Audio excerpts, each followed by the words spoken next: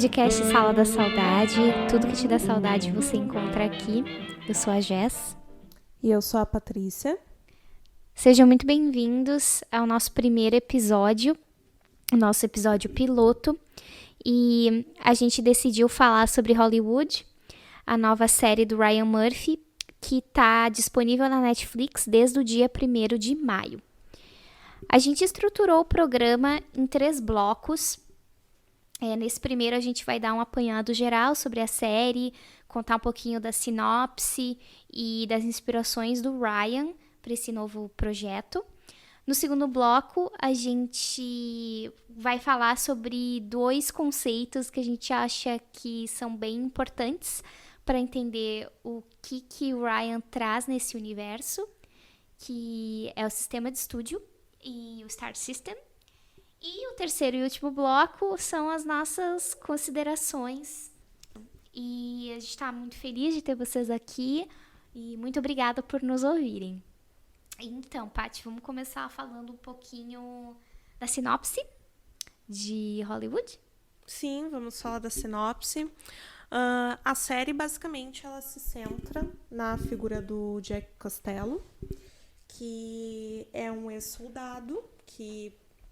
a história se passa ali no pós-guerra e ele se muda para Hollywood. Ele está procurando uma oportunidade ali no cinema e ele vai para frente da Ace Studios. Isso, da indústria, né, de cinema, que é uma cópia cuspida, escarrada. Paramount Studios é igualzinho a fachada da Paramount Studios dessa época. Se vocês quiserem dar um Google, é bem legal de ver. E essa mesma fachada apareceu em Sunset Boulevard, né? Crepúsculo dos Deuses, que é outro filme que a gente adora, de 1951. Isso. E ele vai ali pra frente do estúdio e ele tenta, e aí mostra, né, as pessoas tentando uma vaguinha ali de figurante, e ele falha consideravelmente sempre. E é engraçado porque sempre o cara mais feio, entre aspas, é o escolhido, né? Ele fica ali na frente achando que, eu sou o bonitão, eu vou ser escolhido, e aí ele não é. É sempre outra pessoa, é sempre um conhecido dele que é muito feio, vamos botar isso entre aspas, né? Que é preterido. E a Castela é preterido por ele. E basicamente um dia ele tá num bar e ele é visto por uma pessoa que é dono de um posto de gasolina e ele é chamado para trabalhar ali. Só que na verdade, né, esse posto de gasolina, ele não é apenas um posto de gasolina, né? Ele é um posto de gasolina com algumas coisas a mais, né? Ele também é tipo assim, serviço de lava-jato sexual, assim, que as mulheres e homens podem requisitar o serviço dos frentistas, né, serviços sexuais. E é lá que o Jack Costello, ele cruza com a primeira figura importante, né, de Hollywood, que é a Eve Zemberg, interpretada pela maravilhosa Patti LuPone. Detective fã. Fã detected, sim. E querendo ou não, ela que vai abrir algumas oportunidades para ele, né? Assim, ele vai conhecendo pessoas importantes dentro do estúdio e até que ele começa a se relacionar com uma mulher que era ajudante dessa pessoa que captava essas pessoas ali na porta do estúdio, e ele consegue entrar e figurar ali dentro, né? Isso, e daí a partir daí, todas as conexões da série vão sendo estabelecidas. É bem interessante que o Ryan, ele cria uma teia bem interessante entre cada personagem. Né, a gente tem a filha da Avis, que é a Claire Wood, que o sonho dela também é ser atriz em Hollywood, e ela faz a famosa escolinha de elenco, né, dentro da Ace Studios, orientada pela Ellen Kincaid, que é interpretada pela Holland Taylor, outra maravilhosa.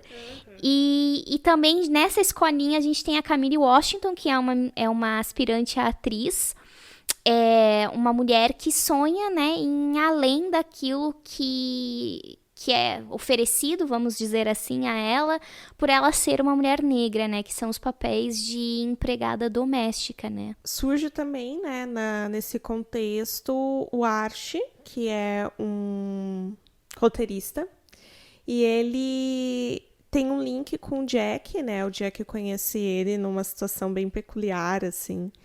E ele chama o Archie para trabalhar junto com ele.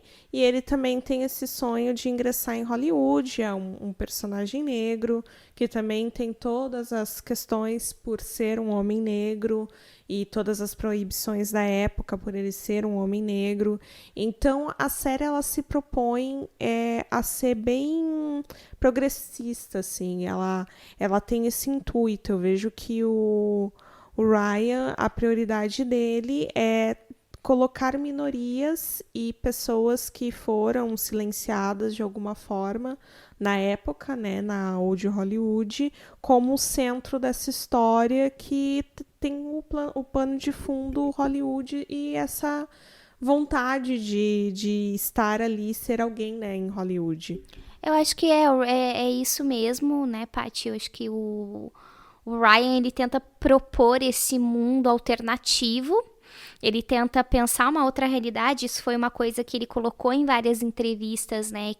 O Ryan, ele é muito fã de filme antigo, e quem assistiu Field, né, sabe do... Betty and Joan sabe do que a gente tá falando, né? Ele gosta muito desse universo, e numa entrevista ele declarou que ele via muitos filmes antigos com a mãe dele, não, desculpa, com a avó dele. E ele se perguntava e se tivesse um final feliz além daquele que a gente vê nas telas dos filmes da Old Hollywood, né? E se essas pessoas, minorias que foram apagadas ou silenciadas, pudessem ter o espaço que até hoje elas tentam conquistar, o que é uma triste constatação, né? Então ele parte dessa premissa, e obviamente, como fãs também desse mundo, acho que a gente ficou bem ansiosa, né, pra série, pra ver como que ia ser esse mundo, né? Ah, com certeza, né? Eu acho que a partir do momento que a gente viu o trailer e a ambientação é algo que nos instiga muito, né? A gente gosta muito, a gente vê muito o cinema clássico, a gente gosta muito do período, mas é interessante, assim, quando nós tínhamos o nosso site, né, o finado Cine Expresso, a gente se questionava muito sobre isso, né? Como que a gente conseguia escrever textos e gostar tanto sobre de algo que é tão conservador, às vezes, tão conservador e tão retrógrado, mas eu acho que tu consegue tirar muita coisa dali, né? É tipo nós assistindo o filme da Doris Day essa semana e questionando várias coisas e é interessante, assim, sempre gera questionamentos. Eu acho que é isso que é interessante. Tudo é a forma como tu olha a coisa, né? Com certeza, eu acho que a Old Hollywood, eu acho que ela é tão fascinante porque... E isso também tá na série do Ryan, que era como eles vendiam esses sonhos, né? É tão interessante a gente pensar que, sei lá, eu tenho 28 anos e, assim, eu tô muito longe da era de ouro do cinema. Estamos, exato. E, no entanto, a gente é tão fascinada, e eu acho que tudo reside em como esses sonhos eram vendidos, como que as estrelas eram fabricadas, né?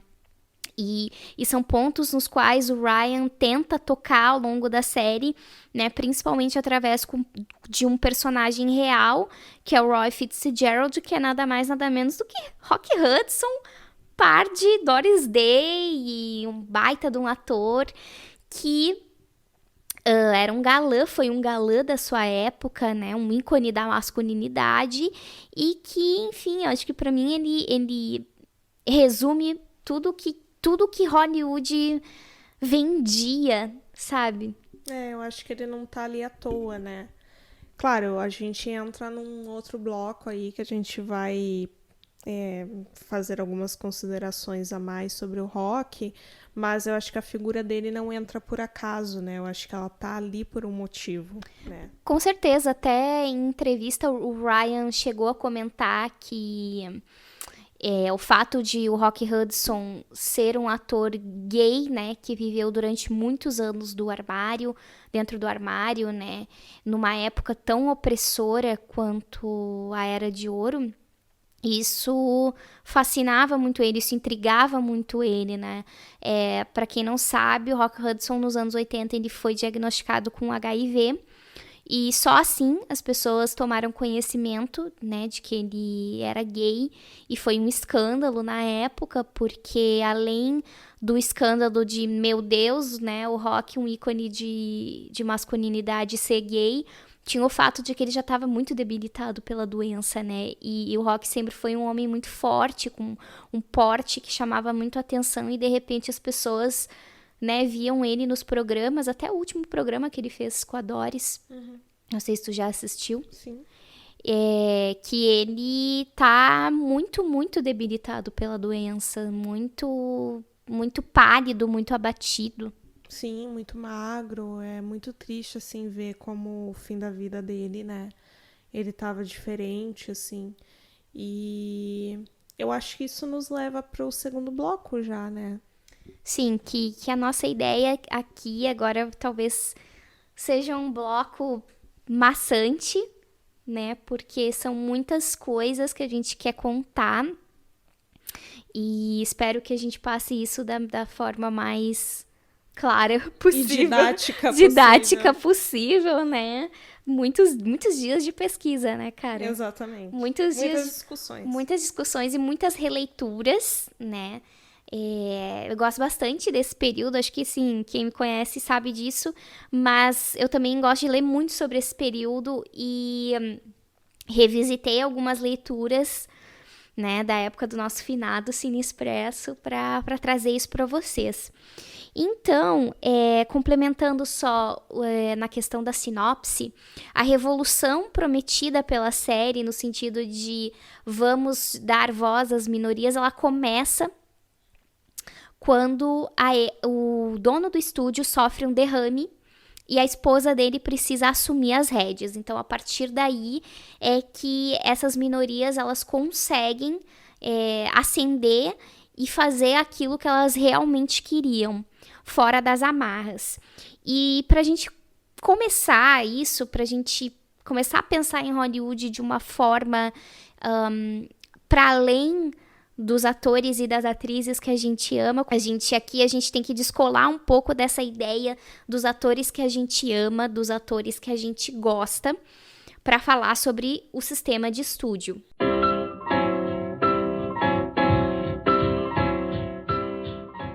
Que o sistema de estúdio, ele basicamente ele foi a engrenagem que manteve Hollywood girando até mais ou menos a metade dos anos 50, que foi quando o negócio começou a afundar, né? E o sistema de estúdio, ele nada mais é do que a primeira ideia de que, bom, filmes são negócios. Isso parece meio óbvio, mas é que o sistema de estúdio, ele nada mais foi do que todo o processo de produção, de distribuição e de exibição dos filmes estarem na mão dos grandes estúdios.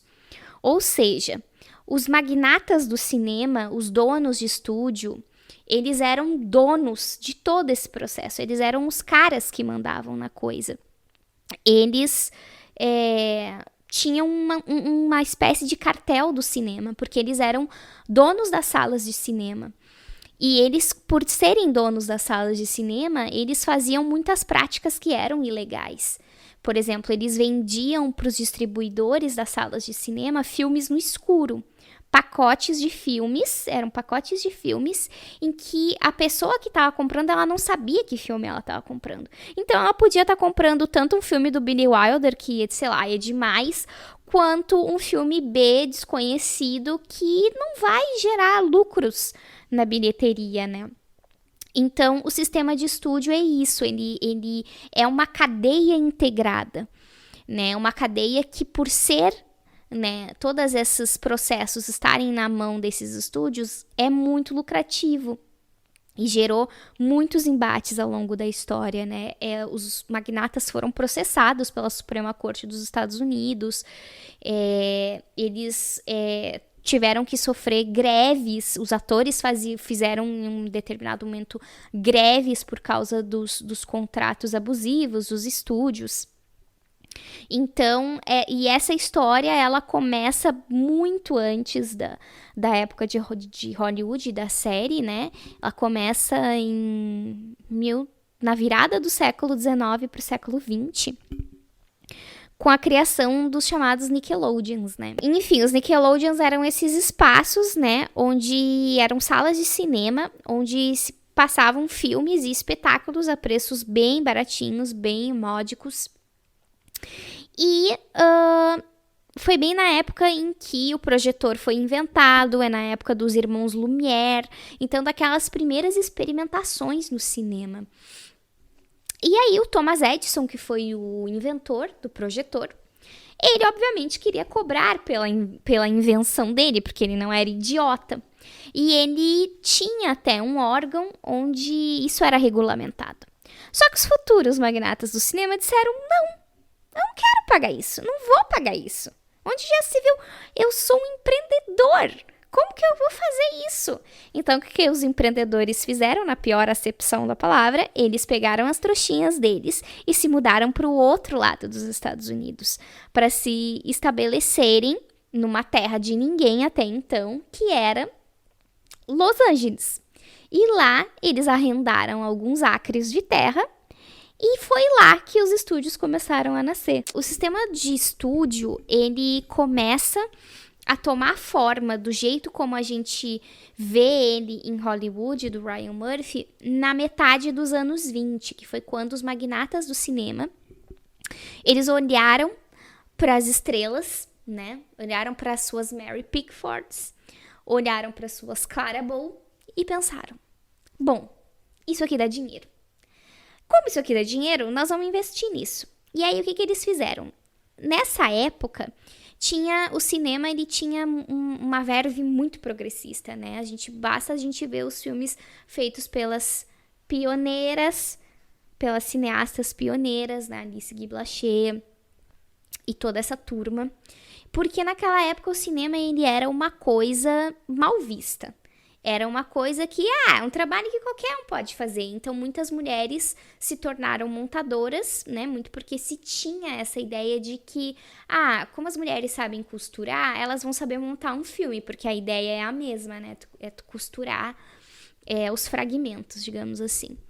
E aí, quando esses magnatas perceberam que, podemos fazer dinheiro, podemos lucrar em cima desses filmes, eles escantearam essas mulheres e essas outras minorias, como judeus, do cinema, né? Inclusive tem um documentário bem legal sobre isso, que se chama A Mulher Criou o Cinema, que é bem legal, que relata todo esse processo de apagamento dessas mulheres no começo do século XX. E aí a gente chega no apogeu do sistema de estúdio, que foi nos anos 30, né? E aí é muito interessante, porque a gente tem em Hollywood uma figura que simboliza muito esse sistema de estúdio, que é o Dick, que é o produtor do estúdio, né? O Dick, ele trabalha junto com o Ace, que é o dono do estúdio, para eles fazerem os filmes acontecer, né? Como eu falei no começo desse bloco, os filmes eram negócios. Pelos filmes serem negócios, a figura do diretor era a que menos importava, né? A gente tem muito essa ideia de que hoje o cinema realmente ele é mais autoral, na minha opinião, mas naquela época não tinha isso, entendeu? Tipo, cara, a não ser que tu fosse o Alfred Hitchcock, um Frank Capra, daí tudo bem, sabe? Que foram caras que conseguiram desafiar o sistema de estúdio muito porque eles conseguiam fazer filmes lucrativos se mantendo fiéis ao que eles acreditavam, a ideia deles. E então, ainda assim, né? Se tu pegar o Hitchcock ali, ele teve que fazer vários filmes na Europa, porque ele não conseguiu ser reconhecido como devia por Hollywood. ele né? nunca foi, né? Ele não tem um Oscar, cara, se tu for pensar nisso, sabe? Então foram caras que tiveram esses embates e que conseguiram se desvencilhar como vou dizer, redoma, né, que era. E aí a gente tem essa figura do Dick, né, como produtor, como cara que trabalha ao lado e que faz o filme acontecer, né. Eu acho que o Dick, ele é inspirado no Irving Thalberg, que foi um produtor, né, da MGM, né, que trabalhava junto com o Louis B. Mayer. Eles trabalharam durante bastante tempo, durante uns, 10 anos, quase 20 anos, né? O Irving Thalberg, ele teve muitos embates com o Mayer, porque eles discordavam, né, discordavam de coisas, eles tinham visões diferentes sobre filmes, mas era o cara, assim, em que o Mayer mais confiava, porque era o cara que supervisionava todos os filmes que eram exibidos, né. E dentro dessa cadeia, né, além dessa figura do produtor, a gente também tinha o escritório famigerado, escritório de Nova York, né? Que o escritório de Nova York eram os investidores que investiam nos filmes. Então, se aqueles investidores vissem um negócio que eles não gostavam, eles ficavam tipo, cara, volta e refaz. Então, muitos filmes acontecia isso, né? Eles eram refeitos depois de serem gravados, porque não tava do gosto. Então, a gente vê como que o dinheiro, ele dita muita coisa, né? E eu acho que a minha parte preferida do sistema de estúdio e mais fascinante também é a questão de que, enfim, temos a figura do produtor, temos a figura do escritório e temos, em cima disso, toda a imagem que o estúdio quer passar, né?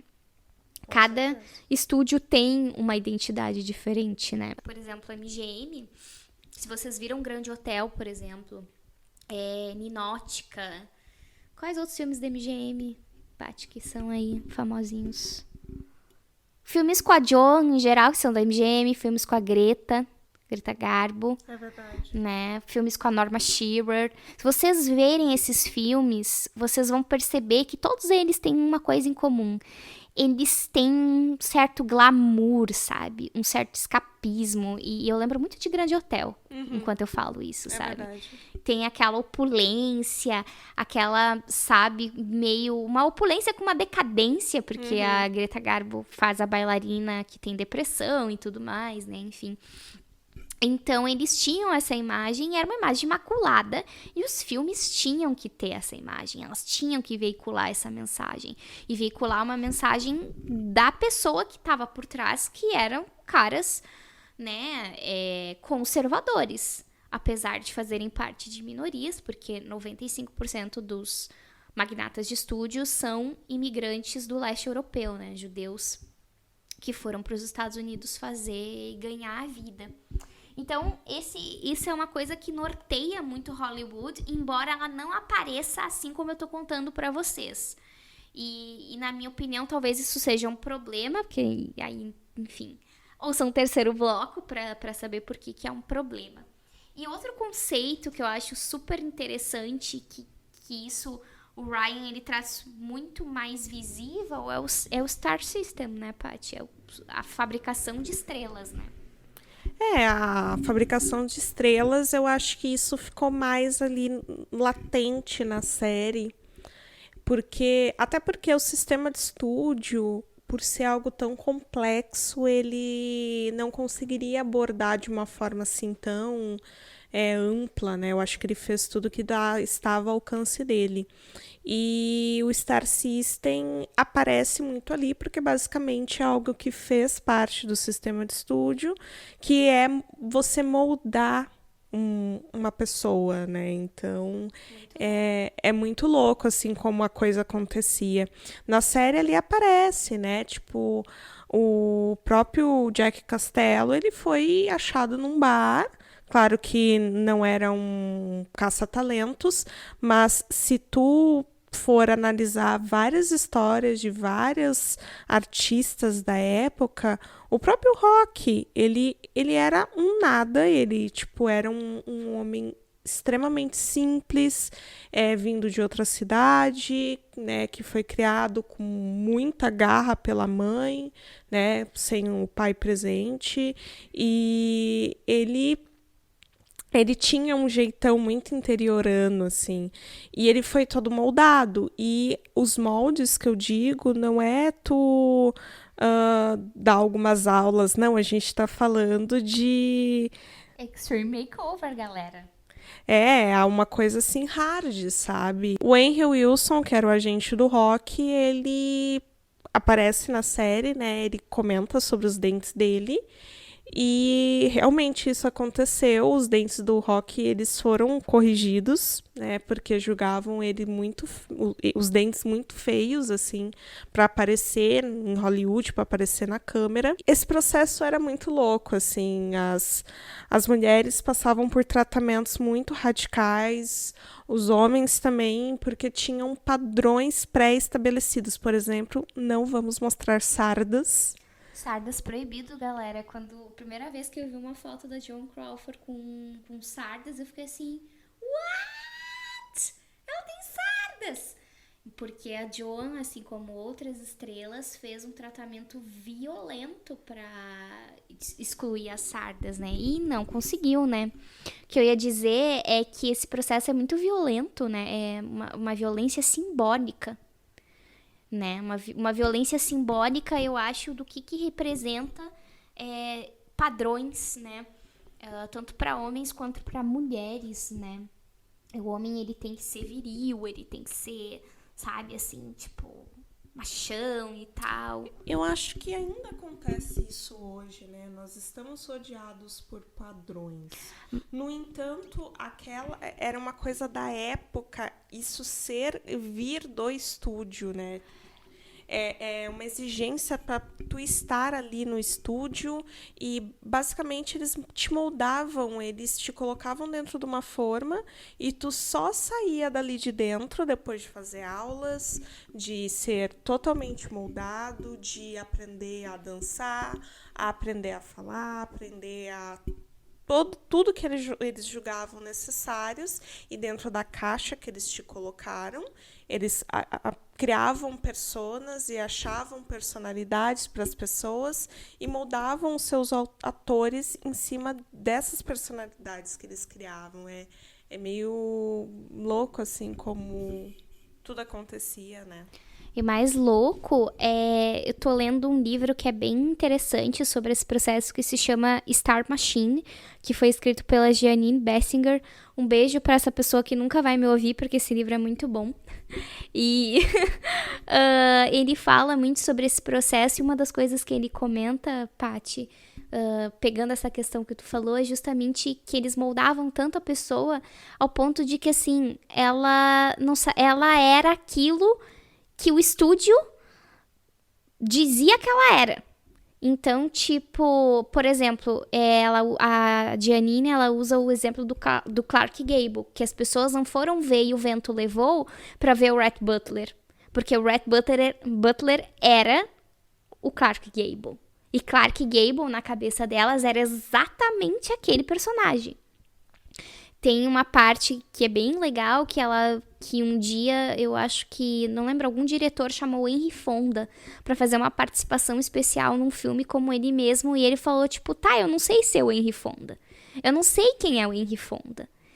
E isso é muito forte, né? Tu pensar que tu é tão moldado a ponto de que, nossa, tu se torna aquilo. Eu sempre vou lembrar da Suzana Vieira que assinava cheque como Suzana Vieira, sabe? Ela não assina cheque com o nome verdadeiro dela. É louco, né? Porque aqui no Brasil existem alguns casos de mudanças de nome. Oi, Fernanda Montenegro, tudo bom? É você mesma? Mas, é claro, a gente está comparando alhos com bugalhos, assim, né? Mas eu acho que, claro, dentro desse contexto de pessoas famosas e pessoas que atuam. Óbvio que tu cria eu acho que tu cria personas até porque, tipo, tu tá interpretando, né? Tu faz parte da tua profissão isso. É que eu acho que hoje a gente sabe separar melhor o privado do público. Naquela época não tinha isso, Não, né? naquela época não tinha. A gente viu, pra se preparar, a gente viu um documentário do Tab Hunter, que é um ator que ele fez filmes ali nessa época, né, dos anos 50, e ele também era gay, ele faleceu, acho que o ano passado ou retrasado. E nesse documentário ele fica muito claro, assim, como que as coisas aconteciam. O estúdio decidia com quem você ia sair, o estúdio decidia o que tu ia fazer, o estúdio te seguia O que tu ia vestir. e te pagava para ter encontros com as pessoas que eles queriam. Então, que privacidade que essas pessoas tinham, se até nas horas vagas delas, elas tinham que fazer o que elas não podia fazer o que elas queriam, era o que o estúdio queria, né? Eu acho que é aquela coisa da manutenção da imagem, né? Nesse livro da Giannini Bessinger, ela elenca algumas fases do que ela chama desse processo de criação de estrelas, né? E é muito legal, assim, né? A primeira fase é essa do Extreme Makeover, de você mudar a aparência de uma pessoa, né? E teve mudanças bem radicais, como a gente já falou, da Joan Crawford, de mudar a linha de cabelo da mulher, né? Ai, tu vai ter que emagrecer, ou ai, tu vai ter que engordar, ai, tu vai ter que se vestir assim. Né, isso também incluía mudar o nome, né? Então, Roy Fitzgerald virou Rock Hudson, Lucille virou Joan Crawford, Clara Kappelhoff virou Doris Day, que é o mais engraçado. Muito nome de mulher do interior, hein? Bah, interior aqui do Rio Grande do Sul, hein? Meus descendentes piram. Polenta. Meus descendentes piram. Então, esse seria o primeiro processo, né? Porque o interessante é que era uma loteria, sabe? Que eles podiam fazer tudo que estava ao alcance deles. Só que isso dependia de uma coisa, do público. No momento que tu fizesse todas as coisas e o público olhasse e ficasse tipo, nhé, sabe? Então, toda essa equação só funcionava com a aceitação do público, né? Então, o que eles faziam para testar essa aceitação? Quando eles viam que, nossa, essa pessoa tem um potencial para ser estrela, eles começavam a colocar essa pessoa em pequenos papéis, em pontinhas, em determinados filmes, para ver como que a plateia reagia. Para tipo, olha lá, aquela pessoa lá, bah, eu quero saber mais. E aí as pessoas escreviam para as famosas revistas de fãs perguntando: quem é o fulaninho que eu vi no filme tal? E aí, a partir daí, eles iam criando para chegar no ápice do estrelato, que é tu ser protagonista de um filme, né? Ou às vezes não, o que é mais louco que eu tava lendo no livro, que tem atores que eles ficaram famosos. Tipo, a persona deles foi construída sendo coadjuvante. Sendo atores, tipo, que fazia qualquer tipo de filme. Meio pau pra toda a obra, assim, sabe? E eles não são estrelas. E aí ela faz uma distinção bem interessante. Eles são atores. Diferentemente de estrelas. Tipo, Joan Crawford é uma estrela, por exemplo. A Anne Soter é uma atriz da Old Hollywood, mas ela não é uma estrela. Ela nunca foi uma estrela. Mas ela era uma atriz que foi moldada para ser muito versátil. Então ela atuava num luar aqui, atua num drama ali, faz alguma coisa. Então é bem interessante, assim. Eu acho que a última parte dessa equação é tu criar o tipo, que é o que a gente tá falando aqui, né? E o tipo eu não falo nem da aparência física, sabe? É um tipo do filme que a pessoa vai estar. Sabe aquela sensação, não sei se vocês já tiveram, que vocês vão assistir a filmografia do Fav, o Fav da Old Hollywood. E aí tu assiste, vamos botar a filmografia da Barbara Stanwyck, tá? 90 filmes de Barbara Stanwyck. 80, tu tem a sensação de que ela tá fazendo o mesmo papel. Nos 10, tu pensa assim, tá fazendo uns papel diferente. E então, assim, isso é intencional, cara, porque essas pessoas tinham um tipo. Tu nunca vai ver um filme da Doris Day em que casamento e virgindade não sejam tema. Não sejam tema. Tu nunca vai ver um filme em que ela transa. E olha que eu já vi quase todos os filmes da Doris Day e não tem um filme em que ela transa, mas isso é assunto na maioria dos filmes dela. É um tabu. É um tabu, ela não consegue transar. Tem além Ela não pode transar. Ela não pode transar. Antes do casamento. Exato. Também porque ela tem toda essa imagem de virgem e de pura. Então, isso é muito interessante, né? O Humphrey Bogart, por exemplo, ele foi um ator em que ele demoraram muito para encontrar o tipo dele. Se vocês pegarem a carreira do Humphrey Bogart no comecinho, lá quando ele fazia filme com a Bette Davis, te lembra que ele fez A Floresta Petrificada? Quem lembra disso? Nossa, eu nem vi A Floresta Petrificada.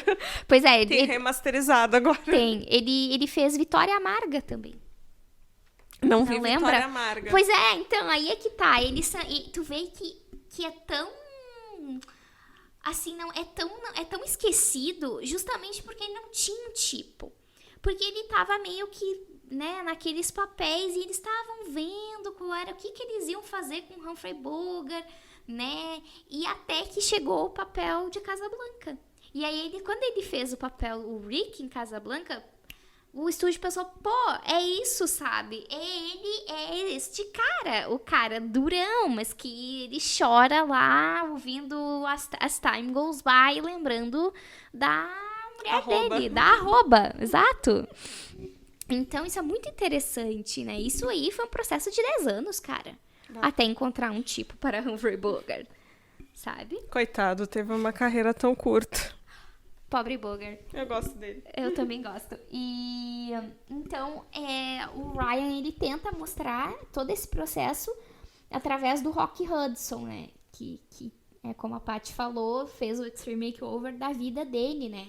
Inclusive, dessa biografia turbulenta que ele tem, né? Ele teve uma vida bem difícil, questões familiares muito difíceis, né?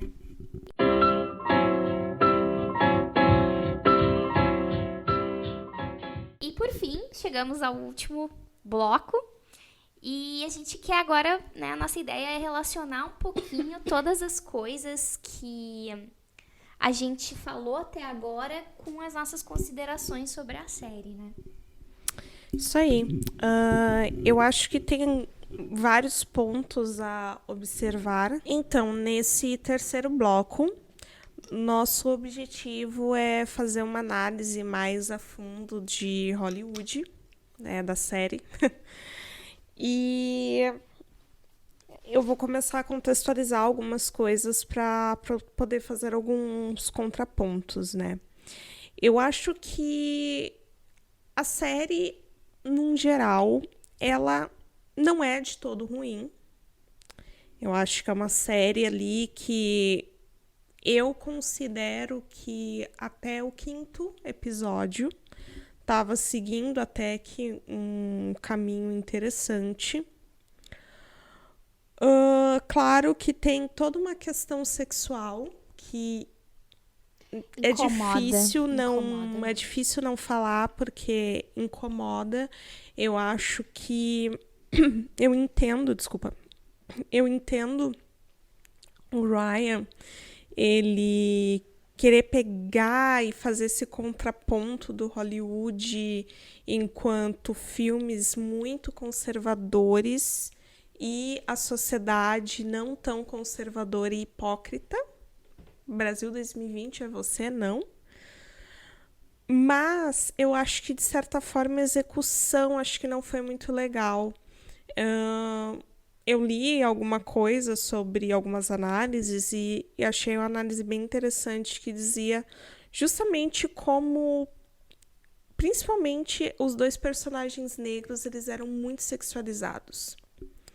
E isso é muito problemático, porque tu tá tentando fazer uma coisa diferente, tu vai lá e tu reforça estereótipos que são atribuídos a nós por sermos negros.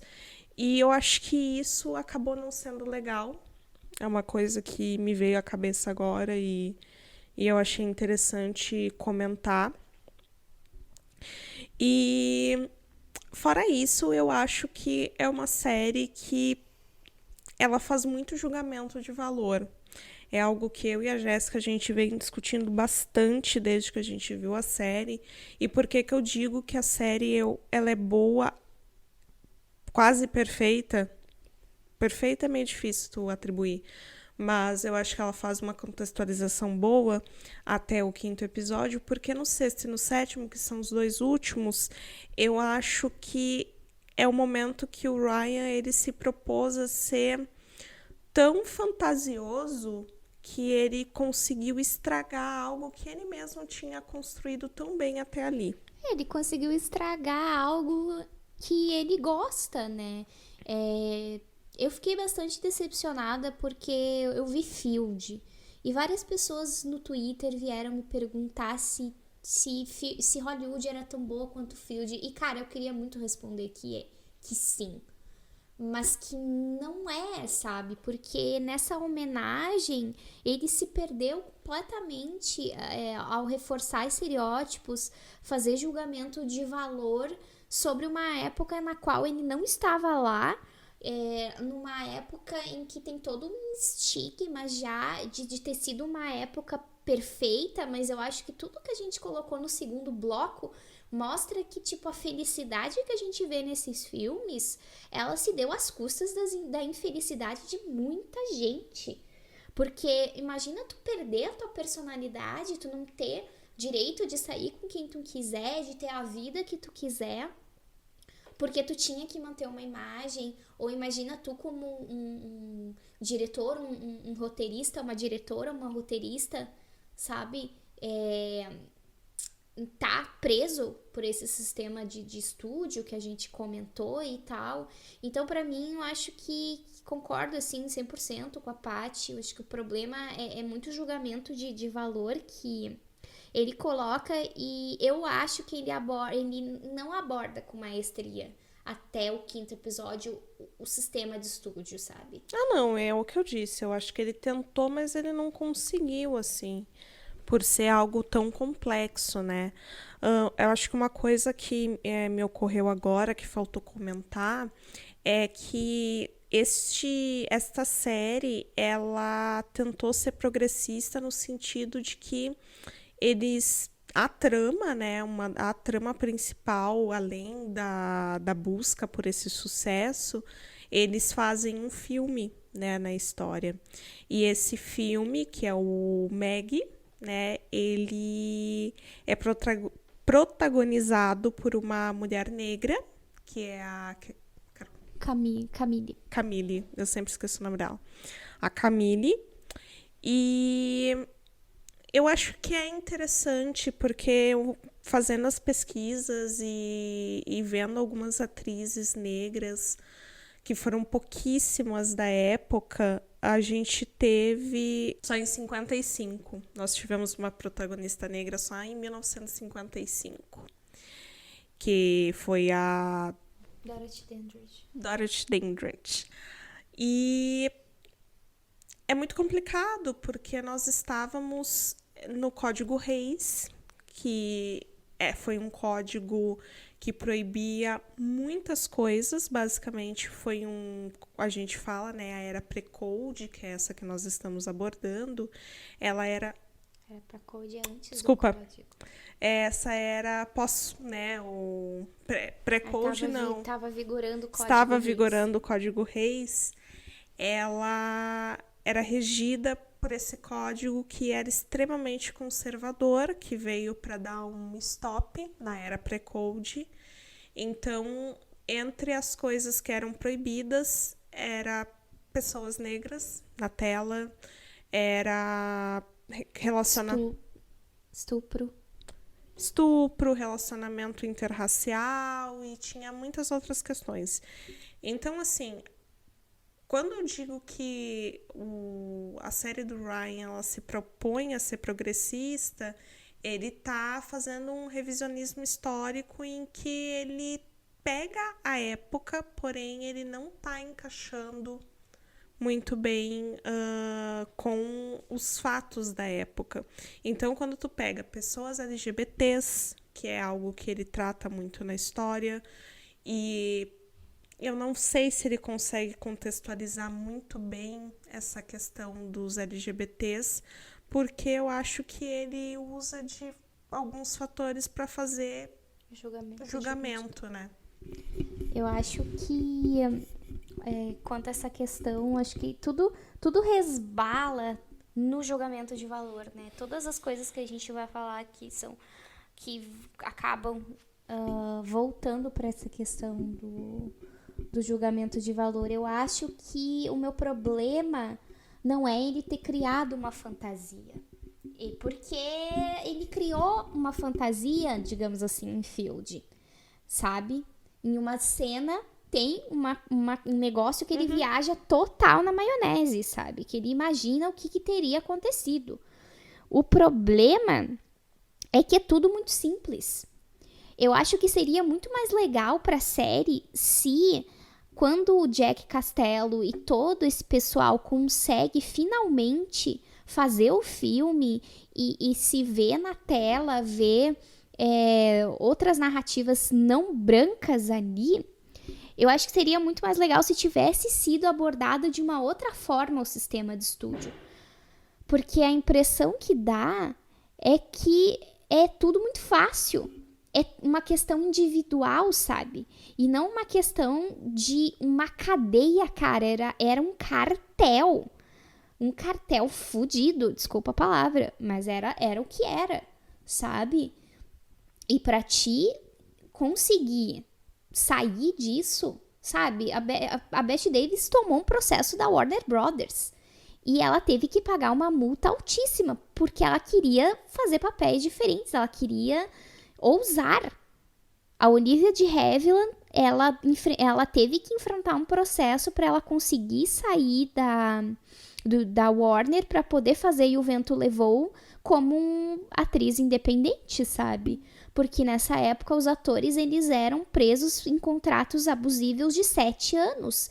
E tu tinha que fazer, 5 filmes por ano, sabe? Então eu acho que o Ryan, ele... Quando os personagens conquistam o que eles tanto sonham, não tem graça, porque é tudo muito superficial.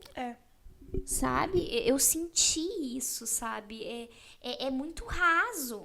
Parece que eu estou vendo A Dona do Pedaço, Valcir Carrasco, versão Netflix, sabe? Sim, eu acho que tu resumiu tudo, assim. Então, a gente se incomodou muito com algumas cenas do final que tem a figura ali do Henry, que era o empresário do Rock. E aí a gente já puxa o Rock Hudson mesmo. A forma com que ele retratou o Rock, eu acho que foi, assim, absurda, porque quem não conhece a Era de Ouro de Hollywood não sabe nem que aquele personagem é de verdade, né? Acho que começa por aí. E o Rock, ele passou por muita coisa. A gente não sabe o que é estar na pele dele, o que é estar naquela época em que você não podia contar de forma alguma que tu era LGBT. Existiam muitas pessoas dentro do armário e que era crime. Era crime ser LGBT. Você era preso, você não podia. Não é isso assim, eu vou ficar dentro do armário porque eu não me sinto confortável de sair. Não, vai muito além. É a questão de, às vezes, você não se sentir confortável e tu poder ir preso por causa disso. Então, a retratação do Rock, eu acho que é um apagamento na história dele. A figura do produtor, do empresário dele ali como um outro cara gay também, eu acho que houve uma redenção em cima dele no final da história e meio que colocou a culpa em cima do fato dele estar no armário, dele fazer várias atrocidades, né, com as pessoas que ele agenciava. E o pior, eu acho, que é a frase do Rock no final dizendo que ele daria um tiro se ele fosse igual ao Henry e ficasse dentro do armário, sendo que as pessoas, elas precisavam fazer isso. E o próprio Rock, na vida real, ele teve que fazer isso para sobreviver. Eu concordo contigo, Paty. Acho que é muito difícil essa questão do Rock. Meu melhor amigo é muito fã do Rock e eu falei pra ele assistir Hollywood no começo porque eu tava gostando, e aí quando chegou no 6º e no 7º episódio eu pensando, ai, Jéssica, ai, não devia ter falado pra ele assistir. Que bom que ele não assistiu, porque ele ia ficar muito chateado com essa retratação do Rock. Ele também é LGBT e enfim, nós duas sabemos o que é ter estado dentro do armário.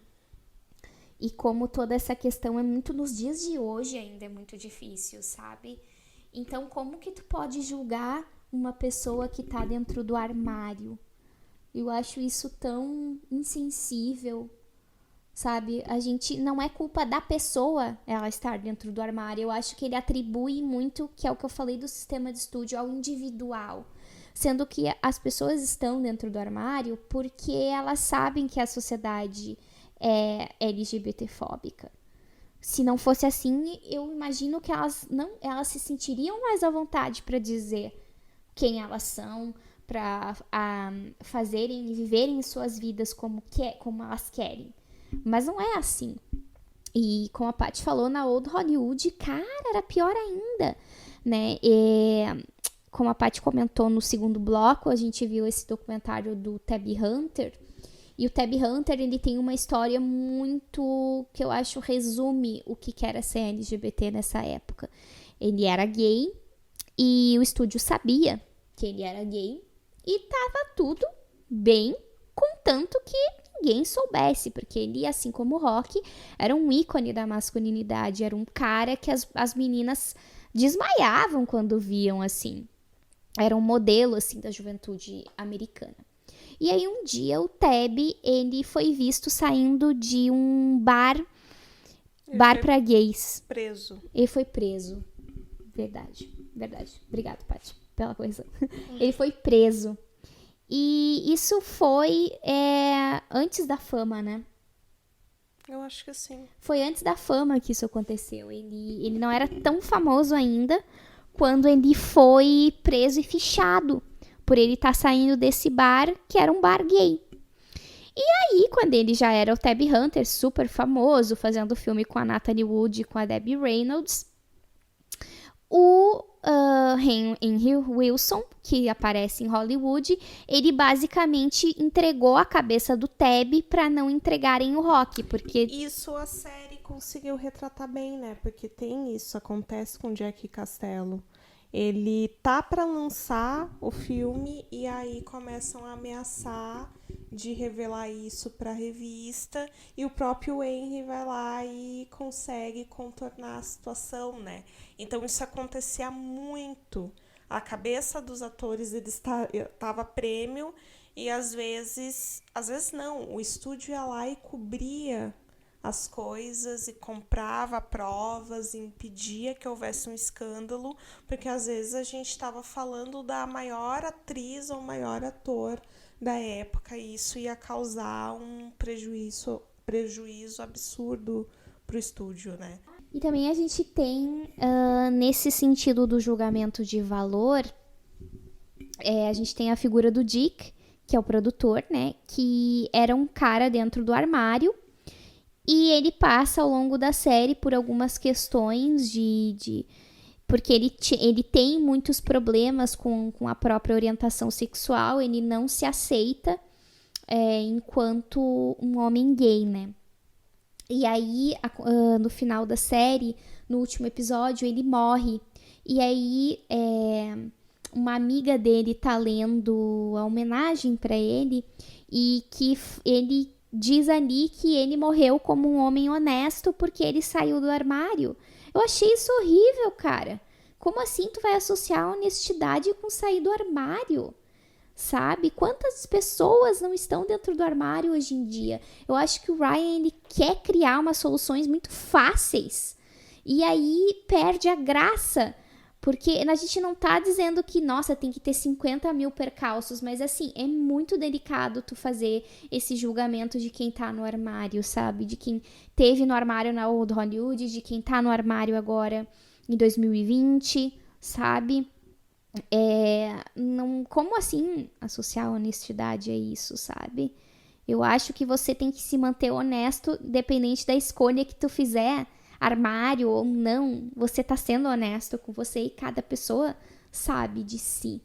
Então eu acho que nessa ânsia de ser muito progressista, a série fez isso, sabe? Fez esse julgamento e eu percebi que foi uma coisa que passou muito batida pelas pessoas, sabe? Eu não sei se...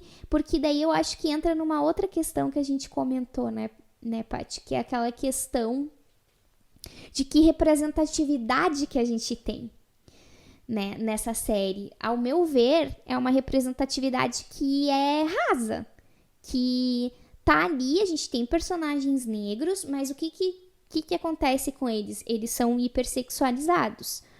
Ou seja, é esse tipo de representação que a gente quer.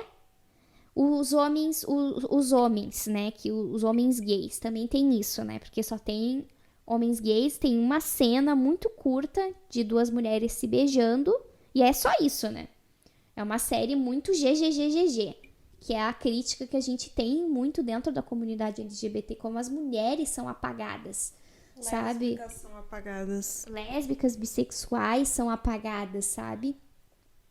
Então, também tem essa questão, né? Então, que representatividade que a gente quer? É essa? Falando que pessoas que estão dentro do armário não são honestas? Não é essa a representação que eu quero.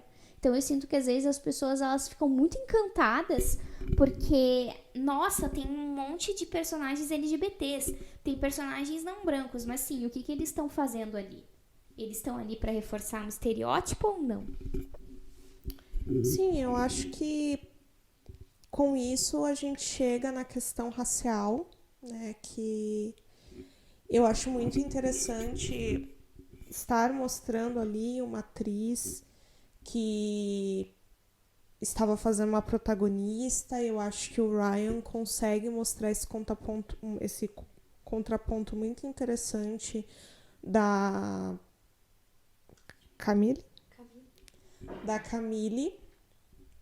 Ela aparece no início da série como uma atriz muito boa, que não tem oportunidades por causa da questão racial. E ela consegue esse papel em Meg. E neste papel, ela sendo protagonista, ela consegue quebrar algumas barreiras da época.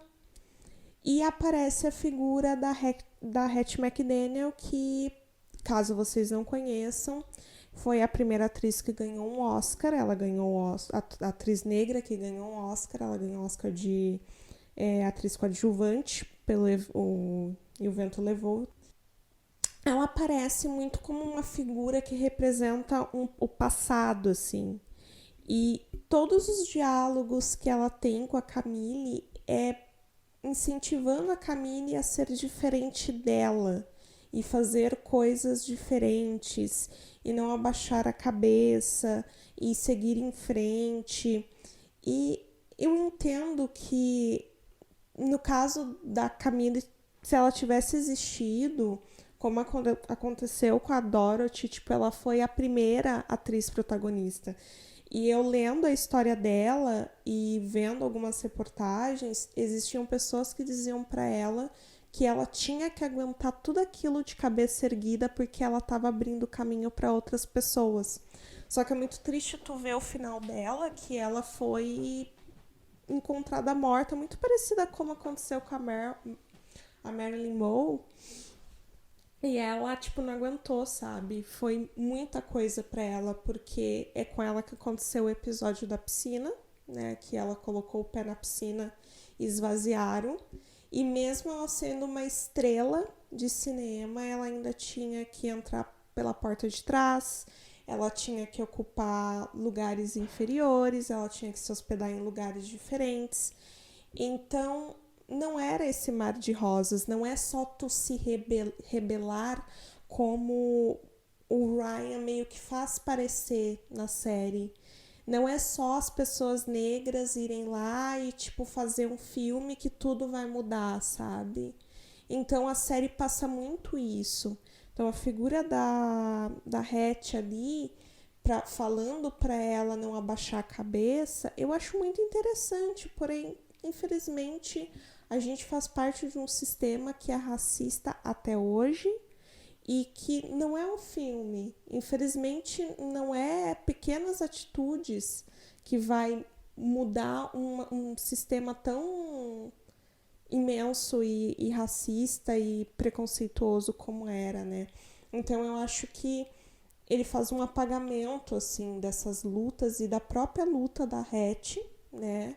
E, claro, não tô falando que a gente não tem que se manifestar e que a gente não tem que reclamar e que a gente tem que abaixar a cabeça, não é o ponto. Mas eu acho que fica muito assim como uma coisa, tipo, o filme Meg, dentro do contexto da história, ele vai fazer uma revolução no sistema e a gente infelizmente sabe que não é isso.